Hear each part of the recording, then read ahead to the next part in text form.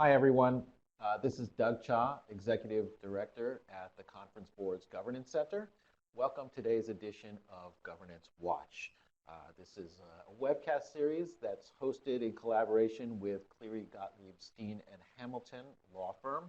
And in this webcast series, we bring together panels of experts, legal, corporate, and governance expertise to discuss pressing governance topics of the day. And today we're addressing an increasingly hot topic in governance these days, which is sustainability.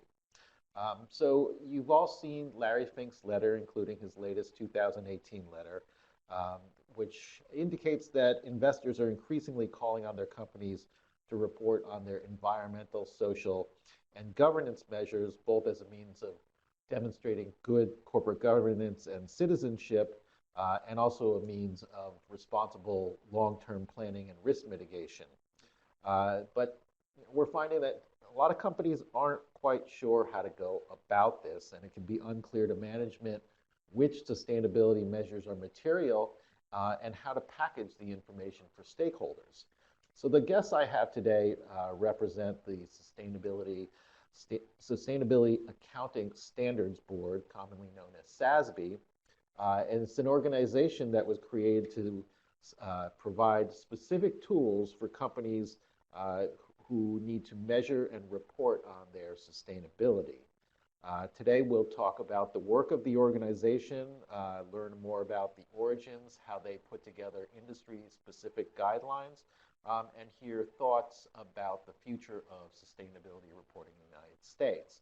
So with me I have Alan Beller, in the studio, senior counsel at Cleary Gottlieb Steen and Hamilton in New York.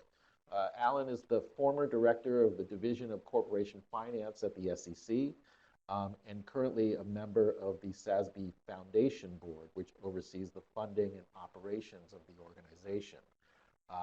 On the video, we have Tom Reisenberg. Tom is joining us today from Washington, D.C. He's the Director of Legal Policy and Outreach at SASB. And prior to SASB, Tom was General Counsel at Ernst & Young and Assistant General Counsel at the SEC. And finally, we have Stephanie Tang joining us from San Francisco. Stephanie is the Director of Legal and Corporate Securities at Stitch Fix. She leads the company's legal work in corporate governance, SEC matters, and investor relations. Stephanie is a member of the SASB Standards Board, which is the independent board responsible for all aspects of standards setting. In this capacity, she is chair for the food and beverage and renewable resources and alternative energy sectors. So before we begin, I just have a couple housekeeping notes we need to take care of. We're offering CPE and New York State CLE credit for participating in today's live program. To get either credit, you need to stay on for the entire webcast. For CLE, for CPE, you'll need to enter your full name, email address, and specify CPE in the Request CPE credit space at the bottom of your screen. As well, there will be 3 pop-up messages during the course of the program to confirm your participation. So press OK each time you see one. For CLE, you'll need to download the CLE verification form and evaluation form posted in the download section of the screen. Complete them and email back to our friends at Cleary Gottlieb at the email provided on the forms. And later on in the program, we'll provide a verification code, which you'll need to write onto the form in order to earn this credit. We have a very good slide deck that is on the download section of the screen, as well as other materials, and we'll be using some of those slides in our program today. So we welcome questions, so write them in the questions field, and I will work them into the discussion. Download the slide deck in the download section of the screen. You can also enlarge your screen to full screen by clicking on the 4 arrows in the upper right-hand corner of your screen. Complete the evaluation for us at the end so we can have your feedback and ideas for future webcasts. And finally, we will post this program for replay for you and your colleagues to watch at your leisure. So I'm going to start with Tom and for Tom to give us an explanation of the word sustainability in terms of how that's defined, and talk a little bit about the origins of SASB and the mission and the approach that SASB takes to sustainability disclosure. So I'm just going to pull up those slides here.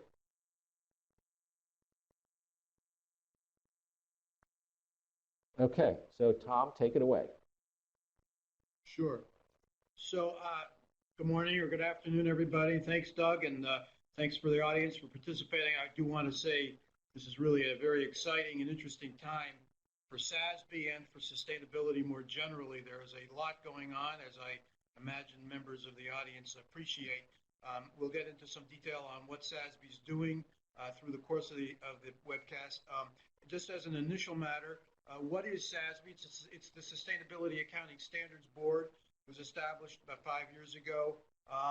It's a nonprofit organization. We don't have any official government approval or stamp of approval. We are a nonprofit that gets mostly private donations.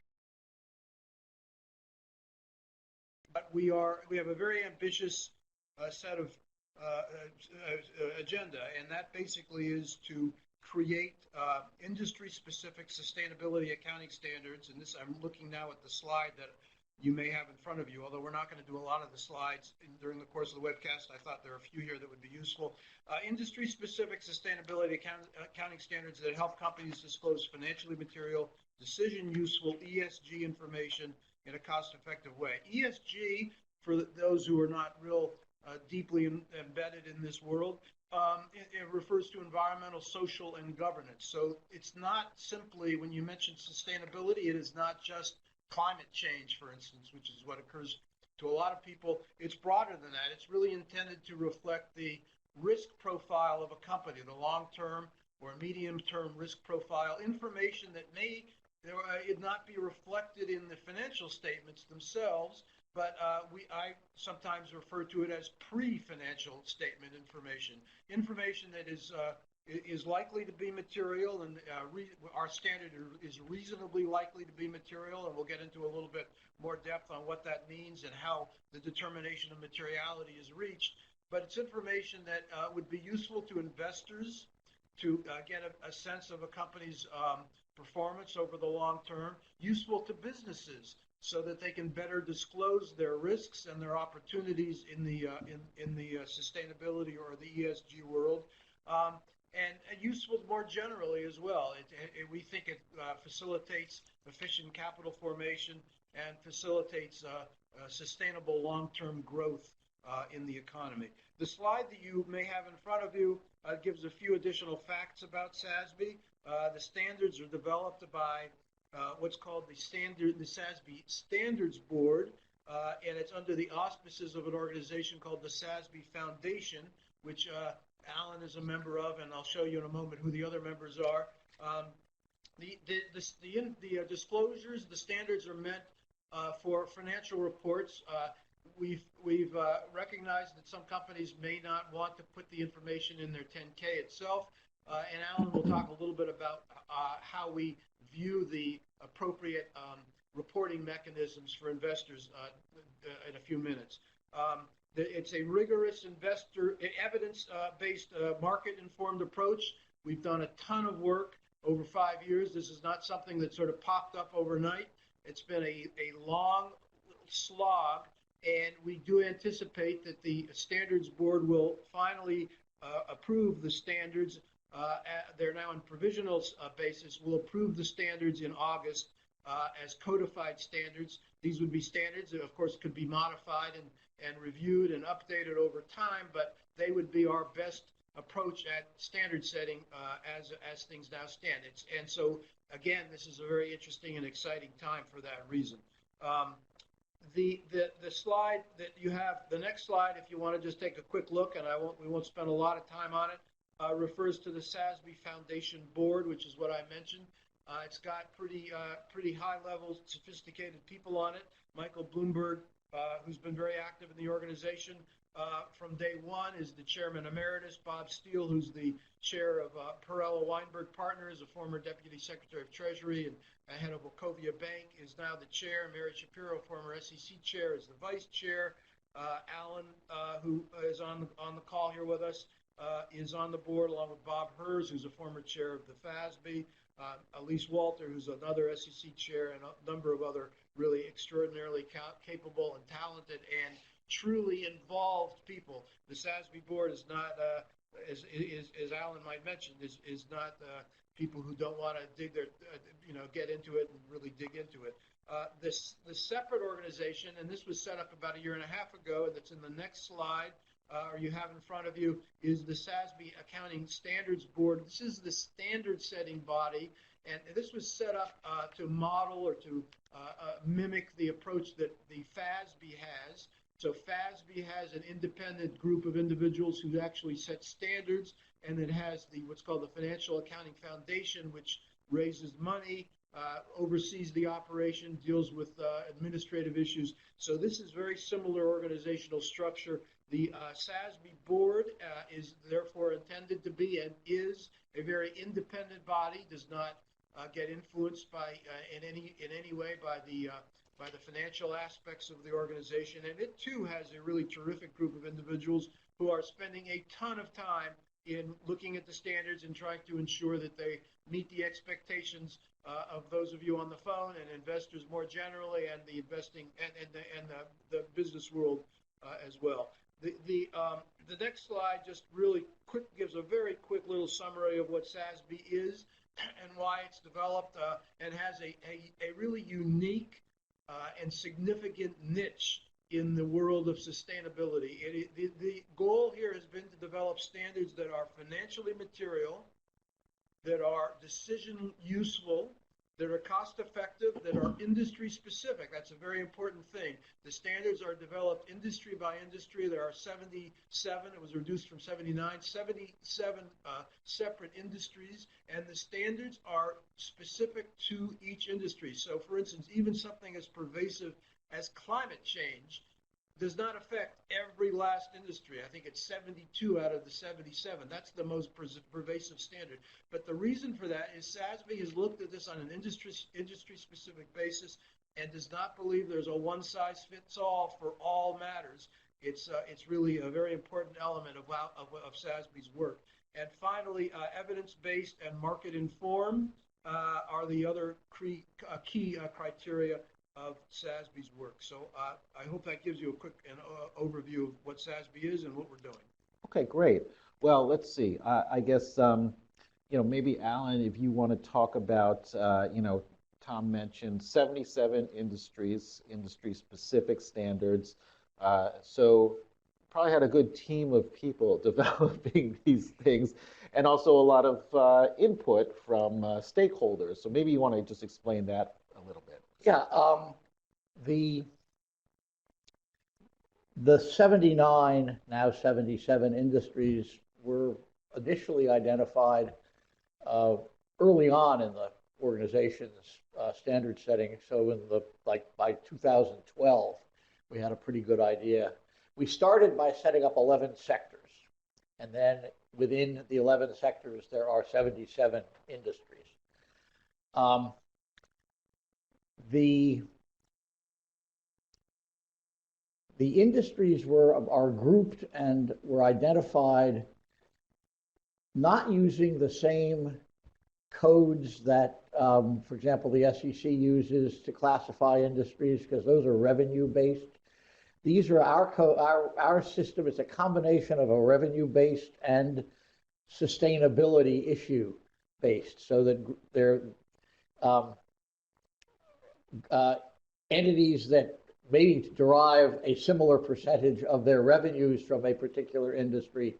If their sustainability footprint is different, they wouldn't necessarily come out in the same code as the SEC does. Yeah. We are thinking about whether that's actually the best way to do things or not, because investors and companies compare themselves. the question is whether us putting a different overlay is sensible at the end of the day or not. And so we are thinking about whether we should do that. I want to go back to one thing because we're talking about SASB and what differentiates us. I would say there are, and Tom has mentioned the one industry specific. We don't ask every industry, every company to come up with the same list of answers to the list of questions. Secondly, it's focused on investors. There are other organizations. I suppose the principal one is GRI, which has a very much larger spectrum of stakeholders, if you will. And that's great, and it's complementary, or I think we and they are complementary, but we are focused on what investors want. And the third thing, and it's very important, is financial materiality. If we can't, if we don't reach a conclusion that it's reasonably likely to be financially material, that you can see it in the numbers, it probably won't be a standard. And I think that's a good way to think about us. The other thing I would say is, you asked what sustainability is. What I say to corporations, what's sustainability? I say it's what your management thinks of when you think about outside the financial statements, what are the key elements in value creation? And what are the key obstacles to value creation? And those are your sustainability issues. Got it. And so, to what extent were corporations weighing in on specific industry standards? The answer is we engaged in and Stephanie actually can speak to this because she was participating in it. We initially had a standards council, which worked internally to help put together the provisional standards that are what's currently public, pending our codification and publication of the final standards, I hope late this summer.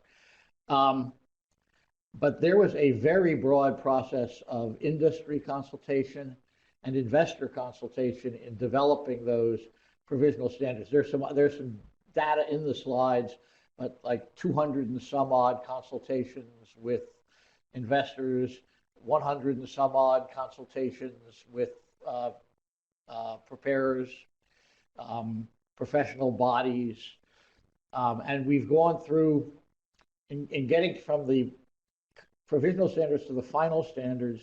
We did some work. We put out an exposure draft of the final standards publicly, which had 243 proposed changes from the provisional standards.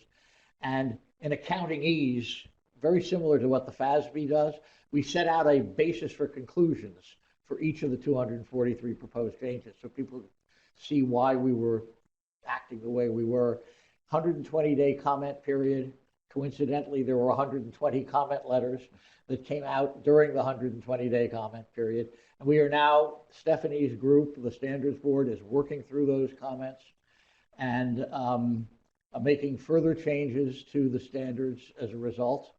And as I say, we are hoping that the standards board will approve and put out a final codification end of the summer. Got it. So Stephanie, maybe you want to talk a little bit about your experience with the implementation process. Obviously, you're on the standards setting board. You're part of finalizing the initial standards, and now, there's going to be a rollout. And so, what are companies supposed to expect from this rollout? What are they, expected to be doing? Are there deadlines? Maybe you can talk a little bit about that. Sure. Well, the final codified versions will be basically a revised version of the provisional standards that have been out there for a while. And again, they're industry specific. There's no mandated deadline or requirement for how and when companies need to implement this. The point is really to have a set of industry specific metrics that are a baseline that we think are likely to be material for the industry But it's really up to each company to determine for itself whether those items are material or not and report accordingly. This is really just meant to provide a standardized way to report on those items. Okay, so so it's a voluntary process that I guess over time you think industry will kind of they will have some uptake in terms of using these for comparability, et cetera. Right, exactly. I think the way I think about it, no regulator has said you must use these, and I don't think we're expecting any regulator to say you must use these. This has become a market-driven process. There are clearly significant numbers of investors who are interested in ESG sustainability issues. There are clearly a lot of companies who think about those topics and thinking about how to run their companies. And I think the objective here from SASB's point of view is to put the standards out and have the investors and the preparers meet somewhere around a consensus as to how these standards can be used most usefully. Got it. And so, as you go along, I take it, are you looking for more input? Is this fixed? Is this periodically going to be reviewed and amended? I've heard from some on the corporate side saying, well, I've seen the standards, but they, for my particular company, it doesn't seem like they really nailed it. And so, what is one person to do at that point? I might be able to address that in part. First of all, if a company is complaining that we didn't quite nail it, I wish they could have come and talked to us about why we didn't nail it, because they've had a lot of opportunities, and SASB has really been very, very active, the research staff, in reaching out to as many companies as possible, seeking input from anybody out there that has opinions on these standards. So that's just one point. Another point, though, is that SASB is in the process of organizing what we call sector advisory groups. And I won't pull up the slide on it now, but if you later want to look at your deck, it's slide page 25, but it's slide 30 in your deck. But it gives you a sense of the advisory groups that we're now just beginning to form. We want to have an advisory group for each of the 11 sectors, which would have, say, 15 to 20 people in the group, and we're seeking about 60% of the membership of that group from corporations. We want this to be dominated by financial and sustainability people from the corporate world, so that they can tell us why the standards don't quite fit their bill and suggest changes that might be possible to be made. SASB will update the standards, and this is an ongoing process. But that's the response to companies that say they don't like the standards. Good. And I'll make explicit what Tom said implicitly, which is any company that would like to participate, we are forming these sector advisory groups right now. Got it. And we would love to have corporate representatives raise their hands and say, I want to play. Yeah, yeah. And so, Stephanie, you've also been, in addition to being on the standards board, you are an in-house practitioner at Stitch Fix. You were at Clorox before. And so maybe just in general, from, your discussions with folks, can you talk a little bit about some of the internal challenges companies have been facing? A lot of companies say, well, look, this isn't relevant, or we're resource constrained, et cetera. Has there been any kind of, any surprising stories that you've heard about why companies might have trouble with this, or why they might just be, looking at this hesitantly at this point? Sure. Well, the first thing I alluded to, which was that there's a perception that the SASB standards are somehow mandated, or that we're trying to work with the SEC to get these as rules and SEC reporting. It's all voluntary, and again, it's a determination of materiality that's really up to each individual company. So I think that's one perception that I've encountered a few times, both at places I've worked as well as in talking to other issuers. I definitely think there are resources and investments that will probably need to be made if a certain metric is being reported on or is determined to be material, but isn't really being tracked in the way that the metrics are laid out. And my point there would be that you probably are tracking it if it is material to your company. It's more a matter of getting to the right person who is tracking it and figuring out how to get it in a form, the data in a form that can be expressed in a comparable manner. At Clorox, we had a pretty developed sustainability office, but other companies that are starting from scratch may need to invest some time, again, figuring out how to track the items in a more digestible format, or just figuring out the right people to talk to. Okay, got it. The term material has been brought up a number of times already. As we know, this is a this is a term that is essentially a legal and accounting term, or used in those fields, and a lot of securities disclosure and corporate disclosure revolves around that concept of what is material. It was obviously it was developed by case law, and there is some SEC guidance out there.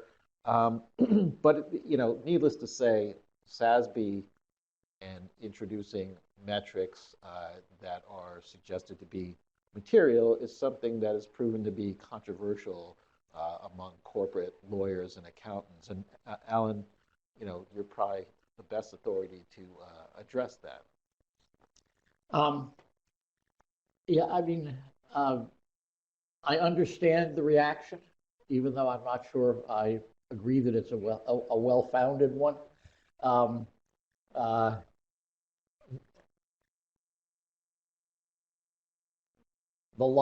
liability and legal risks around materiality, lots of inside lawyers and their outside advisors like me, and CFOs and comptrollers spend a tremendous amount of time thinking about and worrying about materiality.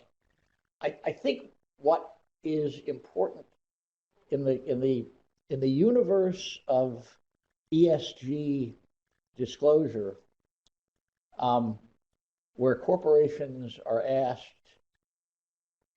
121 questions and asked to produce a sustainability report that addresses all of those questions. That's a recipe for an enormous amount of immaterial disclosure. And that's a waste of time for companies and a waste of resources for companies.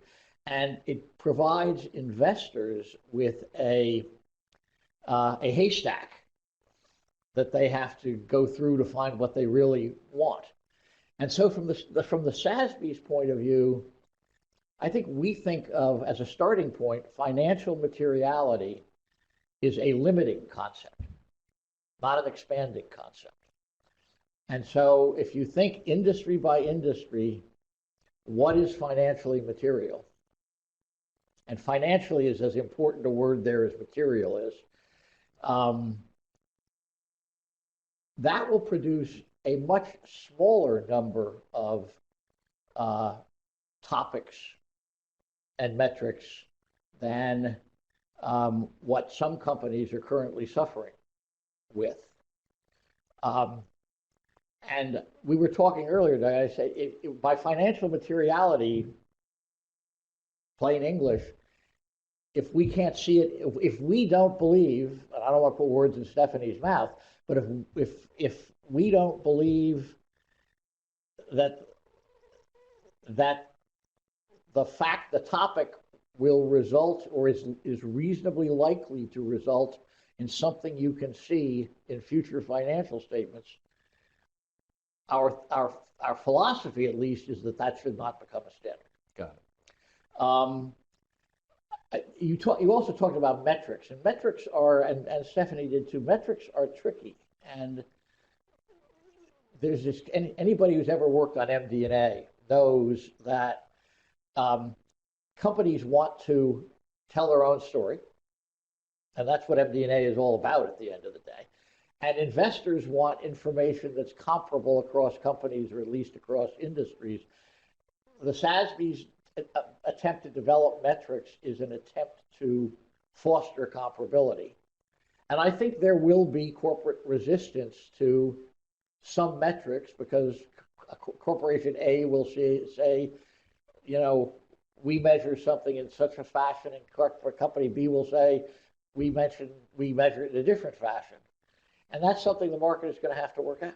But the SASB standards do allow for some flexibility and interpretation around that based on how the company uses, defines those types of things. There is some, but at the end of the day, we would like to have metrics, and one of the reasons we have these sector advisory groups is there's going to be a feedback loop here, and what we're trying to get to is the metrics that are most useful to investors, best reflect what companies actually do in managing themselves, and try to get to the right point there. And if I could also just mention, we also, for many of these standards, encourage the use of narratives. I mean, there's nothing to prevent a company from using the metric and then describing in regular words how that metric might not fully reflect the particular issue, and the narrative can flesh things out further. So that's encouraged rather than discouraged. So that's an important part of the standard. Stephanie was going to, I think. Yeah, Stephanie, you have a comment? Yeah, just to get even a little bit more granular on that, I think the goal with quantitative metrics is to get to a point where, with the input of industry, of companies and investors, to get to a quantitative metric that is likely to be reportable in the same manner by the majority of companies in that industry. And we do actually have metrics that are just qualitative, describing various strategies and risks.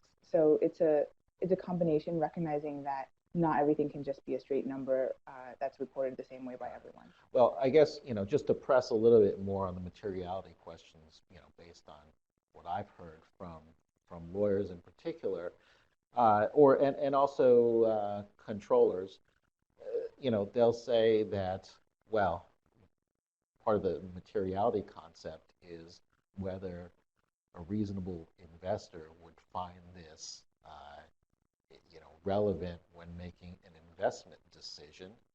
And they say, well, so far, no investors have come to us and said this particular metric or disclosure is really relevant. We're reading the standards. We don't see anything here that investors are going to use to make an actual investment decision. How do you respond to that? I guess we hear from investors that they are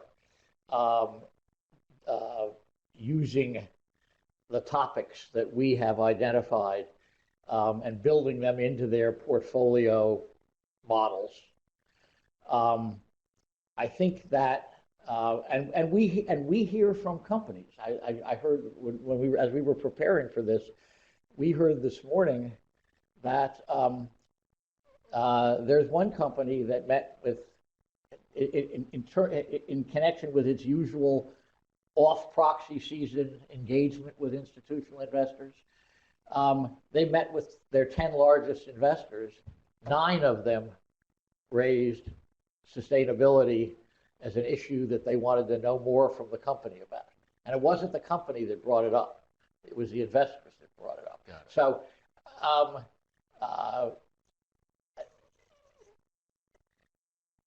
there's a disconnect there. And I think part of the problem and part of the reason for the disconnect is especially the financial folks say we're not hearing it on the earnings call. Yes. You've heard that. Yes. I've heard that. I've even made that You argument even myself. said that yourself, perhaps. right? We're not hearing it on the earnings call, and therefore it can't be as important as people like Beller are telling us that it is. Yeah, the investors don't care. Well, That's part of it vernacular. is, I mean, think about the nature of the earnings call. One, by its very nature, it is intended to dig into quarterly earnings with a focus on what's happened in the last 3 months and a focus perhaps on what's going to happen in the next 3 months. And it's dominated by sell-side analysts. Yes. And I'm not attacking sell-side analysts, but they don't have the same focus as asset managers and asset owners have, at least to a significant extent. And so it doesn't surprise me that the CFO is not getting those questions at the earnings call. But I do believe that the investor outreach in the proxy off season, there is a significant amount of attempt to dig down into these issues. And I worry a little bit that the finance organizations at too many places, and we're going to talk about this in a little bit later, are not really integrated with the overall disclosure issues. So somewhere in between lies the truth, is what I would tell you. Got it. Could I Sure. add to what Alan has said? Go ahead, First of all, and some of this is reflected in the slide deck and elsewhere, there are a lot of studies, surveys of investors where investors are saying, we want more of this information, we want it in better format, we're dissatisfied with the current state of disclosure, and you know, there's a lot of empirical data that refutes the notion that investors aren't interested. And then in addition to that, we have a slide in the deck. It's a numbered page number 38. It's, I think, the 43rd slide in your deck, which lists or gives the logos for about 30 investors, or these are asset managers, these are investment funds, a range of investors. The largest ones in the country are included in this. This is an investor advisory group set up for SASB. They manage $26 trillion of assets. It includes Vanguard, it includes Goldman Sachs, BlackRock, a whole range of entities. And these are entities that have committed themselves as part of their the process of joining the advisory group, to promoting the use of the SASB standards. That's part of what their mission is. And they're not sort of lower level people on these advisory groups. You can look through the next slide in the deck, which gives you the actual individuals. And these are high-powered, high-level people largely in financial positions, also in sustainability positions in these investor groups. And so I think that in and of itself could be used as a response to the criticism that investors aren't interested in. Yeah, I think that's an important point to make, that this is not just the proxy voting community that's interested in. This is the investment managers and the portfolio managers. I just real quick, someone asked a question we want to clarify. Did you say that the FASB with an F is going to adopt these standards? If so, when? No. The FASB. SASB. Yeah. Is going to codify and put out final standards by the end of the summer. We have no connection with the FASB or with the IASB. Exactly. So, but I guess, another lawyerly comment that we often hear is, well, there's a lot of risk here because we don't want to put this type of disclosure in our SEC documents because there's liability attached to, the 10K, which is filed, or even, if you come out with a report and it's furnished, there's just a lot of risk involved. And maybe Alan or Stephanie, you want to talk about in terms of, where are you expecting this information to show up, and what are the different implications there? Maybe I'll take a crack at that. First of all, there are some disclosures, obviously, that are required by the SEC's rules and by the securities laws. But it is an urban myth that everything that is material is required to be disclosed. True. Right?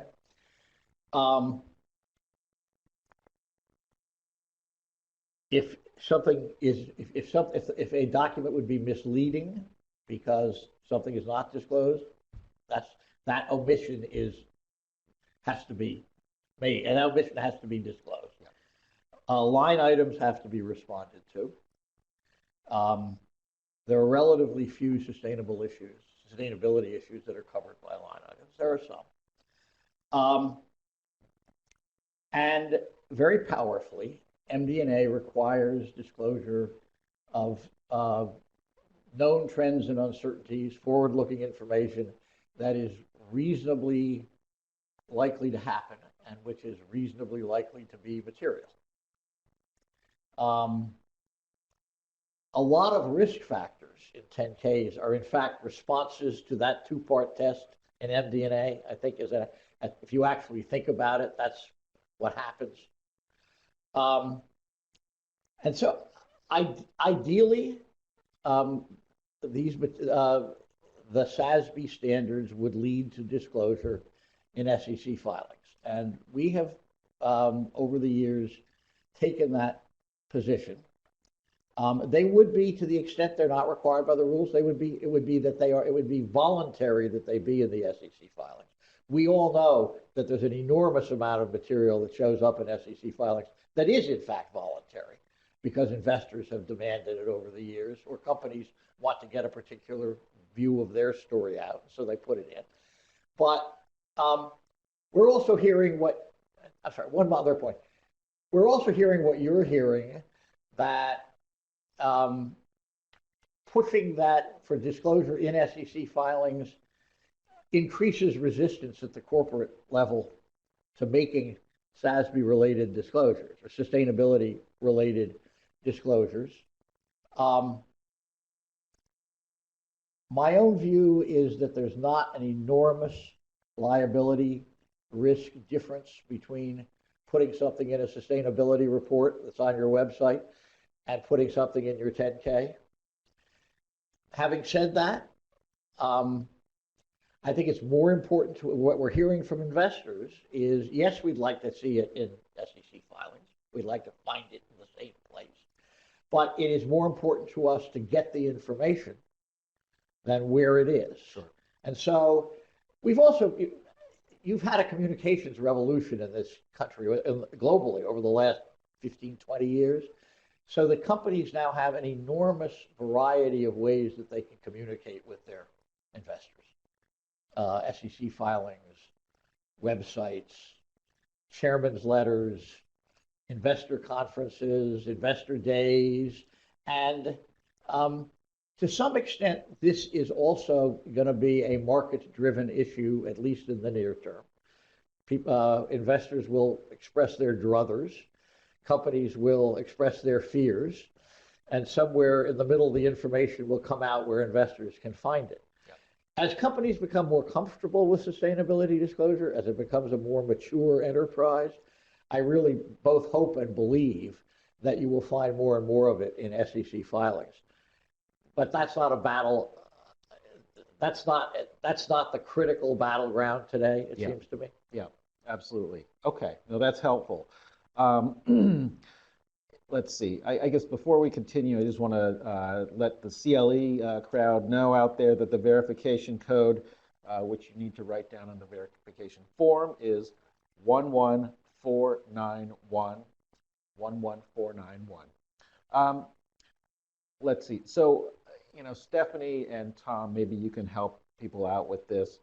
Some people say, okay, I get it, but, I don't see any other companies doing this, and so, but we are interested to see some examples if you have them, and so maybe you can tell us about some of the various success stories out there of people who have kind of, gone full, kind of been jumping in with both feet into SASB disclosures, or some who have kind of started in incremental steps. Sure, I can go ahead and give a couple. Yeah, you go ahead, Stephanie, please. Yeah, great.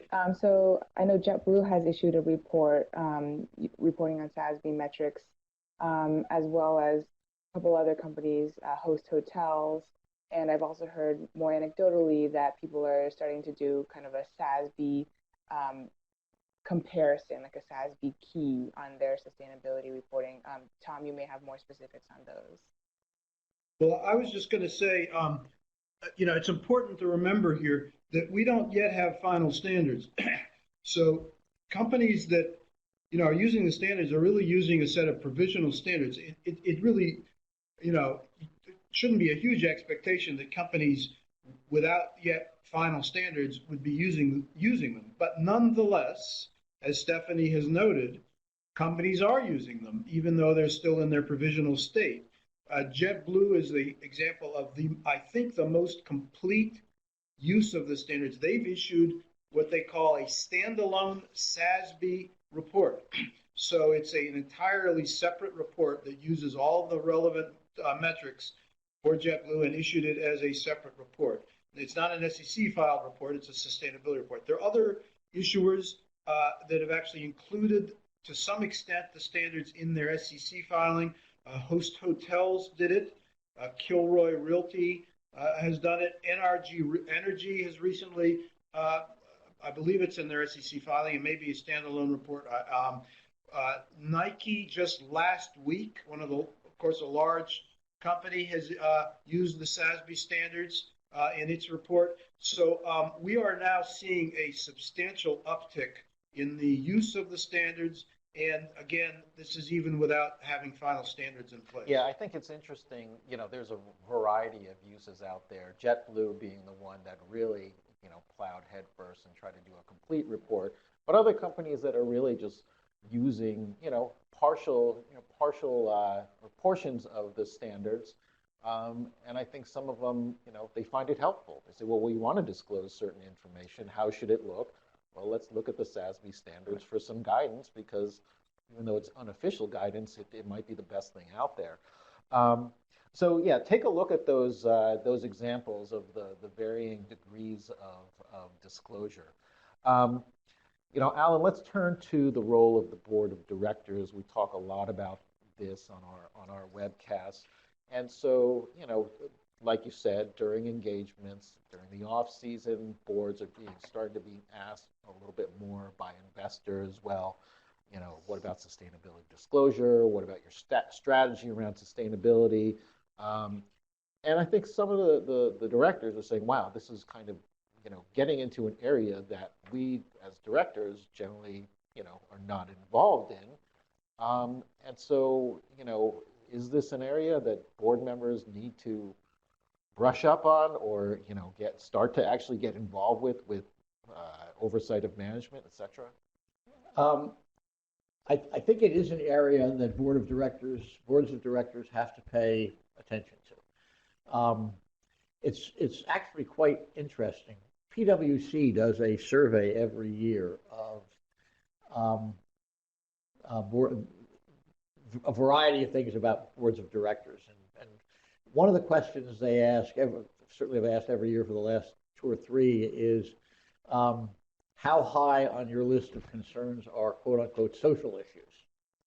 And the numbers that come back from that survey are very, very low percentages. And I think that's because I'm not sure I know what a social issue is. I'm a director on a. These days, pretty much everything, but yeah. Right, but I both understand and don't understand the answer to that question.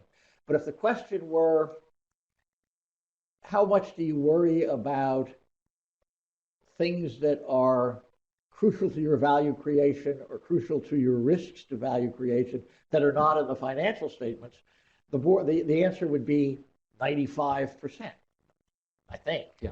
Right? And so if boards think of sustainability as I just described it, it's important that they pay attention to it. And I think uh, like everything that boards do, this is oversight. This is not getting into the weeds. This is not getting involved in the disclosures or any more than it is getting involved in the preparation of the financial statements. But boards should understand what their companies are doing in this area. If they're writing a separate sustainability report, some committee, probably the audit committee, those poor folks who are overworked, I'm on the audit committee, should know what that sustainability report looks like.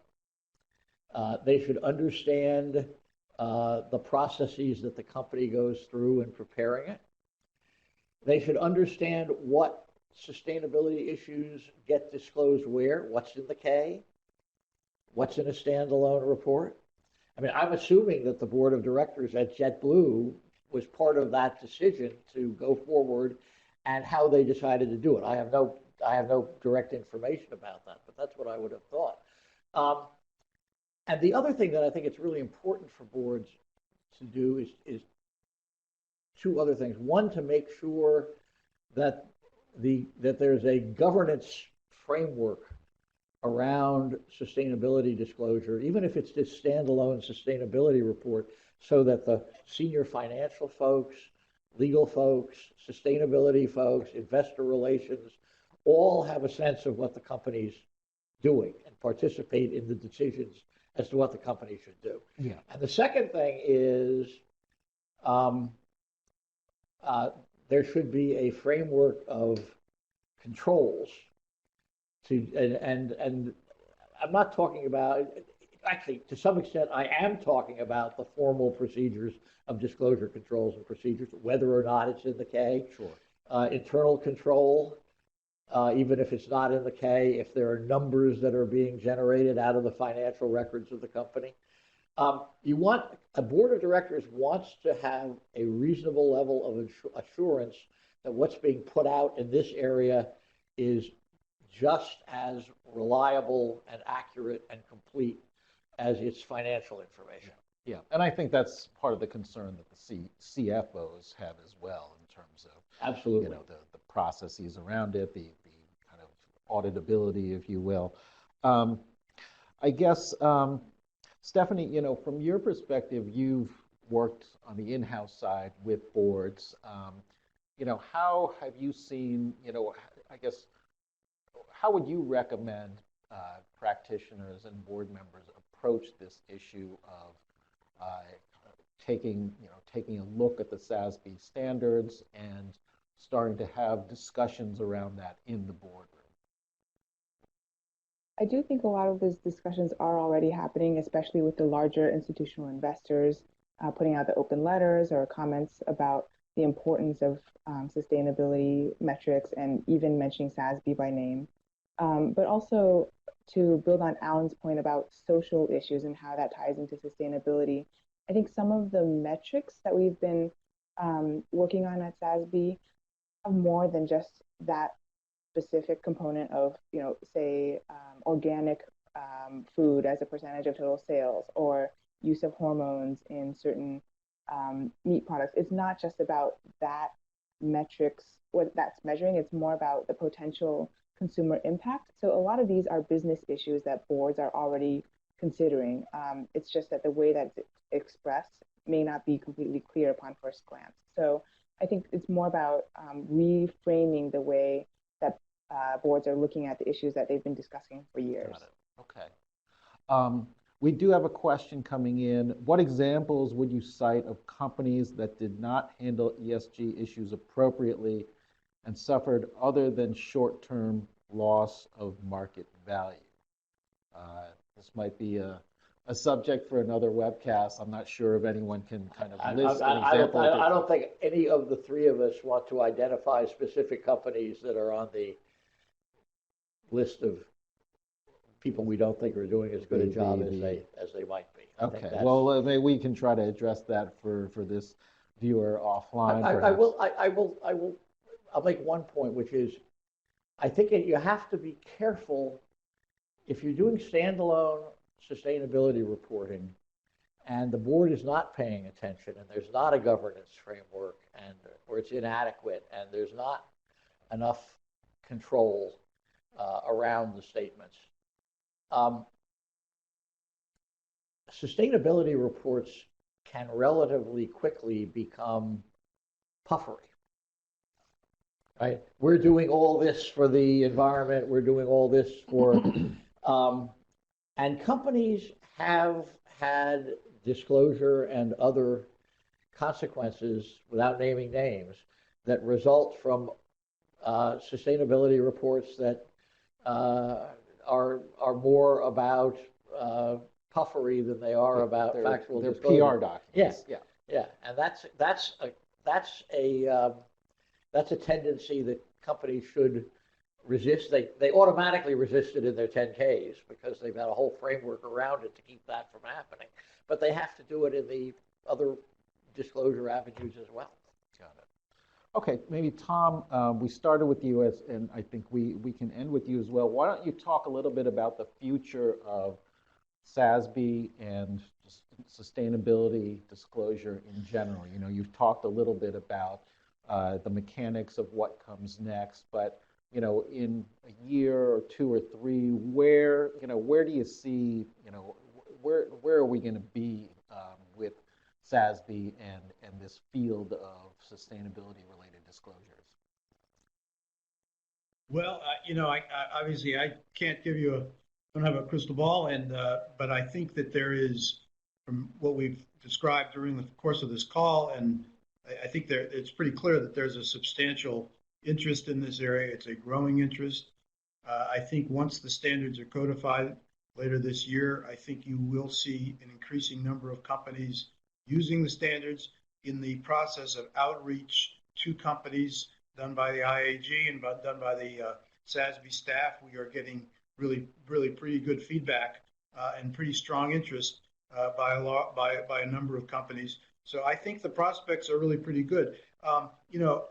SASB, of course, is one part of the picture. There's other organizations in this area. GRI will continue. GRI serves a very important purpose in this world. As we said earlier, it's not geared towards investors the way SASB is, but it provides a lot of important information to a variety of stakeholders that are interested in the kinds of issues that go beyond financial material issues.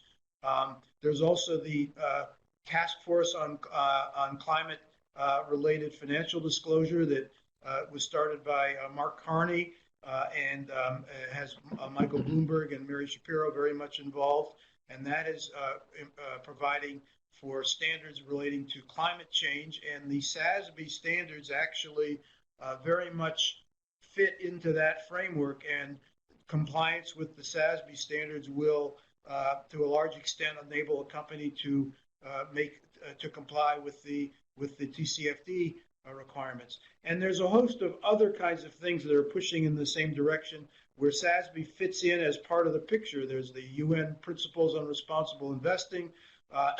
There's the UN Sustainable Development Goals. All of these are things, activities.